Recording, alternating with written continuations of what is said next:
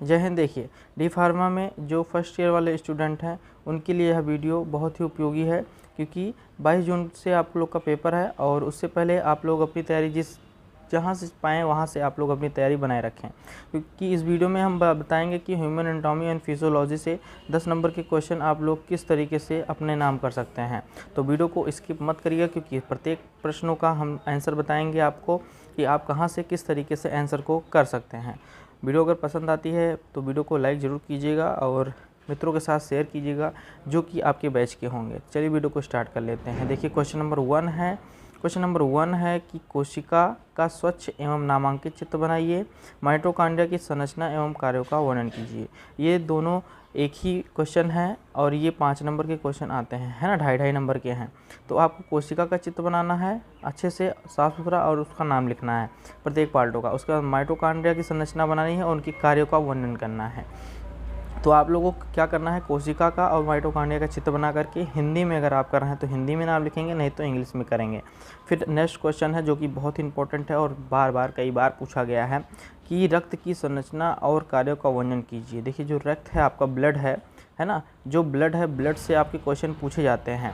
Blood से आपको इसमें आरबीसी भी पूछ सकता है, आरबीसी, उसके बाद डब्ल्यूबीसी भी इसमें पूछ सकता है, जिसको हम लोग वाइट ब्लड सेल्स कहते हैं, और आरबीसी का मतलब होता है रेड ब्लड सेल्स कहते हैं। देखिए, इसमें आप लोग रक्त के बारे में पूरी अच्छी तरीके से जानकारी कर लीजिएगा, ये आ सकता है। तीसरा नंबर क्वेश्चन यहाँ पर देखते हैं, कह रहा है हृदय के एलएस का एक साफ और नामांकित चित्र बनाइए। हृदय की संरचना और कार्यों का वर्णन कीजिए। थोड़ा ध्यान दीजिए। देखिए, हृदय की एलएस का मतलब ये होता है आपको हृदय ना कटा हृदय बनाना है ना। आपको क्या कटा हृदय बनाना है, जो कि क्या अंदर से कटा हो, है ना। उसके बाद उसमें सभी पार्टों का नाम लिखना है और फिर हृदय की संरचना और कार्यों का वर्णन करना है। इसके कार्य को लिखना है और उसकी संरचना क्या होगी, संरचना में क्या क्या चीज़ें होंगी, उसको आपको क्या लिखना पड़ेगा अच्छे से, कि क्या क्या चीज़ें हृदय में कौन कौन से पार्ट्स होते हैं, अलिंद होता है ना, लय होता है, ये सब सारी चीज़ें आपको लिखनी पड़ेगी।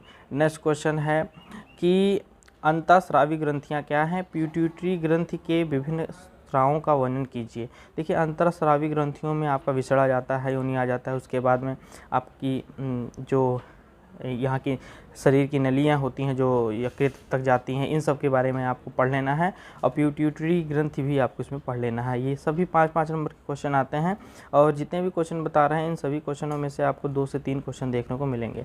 नेक्स्ट क्वेश्चन है मूत्र प्रणाली का एक साफ और नामांकित चित्र बनाइए।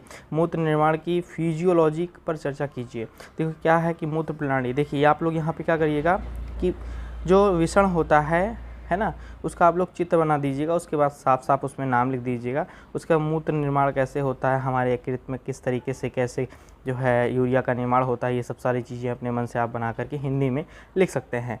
नेक्स्ट क्वेश्चन है 6 नंबर क्वेश्चन है, यकृत की संरचना और कार्यों का पर चर्चा करें। कार्बोहाइड्रेट, प्रोटीन, वसा का पाचन कैसे होता है, वसा हमारे शरीर में किस प्रकार से बनती है। देखिए, ये बहुत ही इजी है।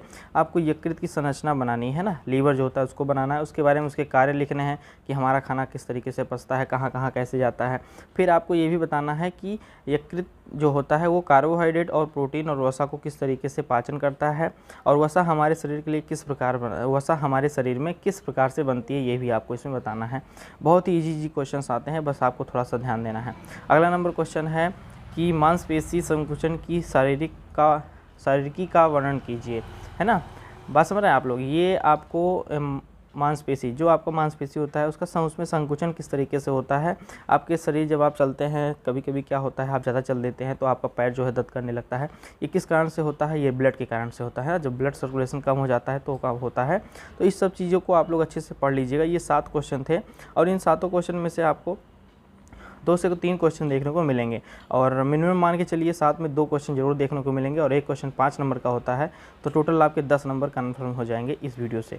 तो ह्यूमन एनाटॉमी और फिजियोलॉजी से जो लॉन्ग नंबर के क्वेश्चन आते हैं वो इतने में से ही आपको मिल जाएंगे। अच्छे से तैयारी कर लीजिएगा। अगर वीडियो पसंद आई है तो वीडियो को लाइक कीजिए। मिलते हैं नेक्स्ट वीडियो में। नमस्कार।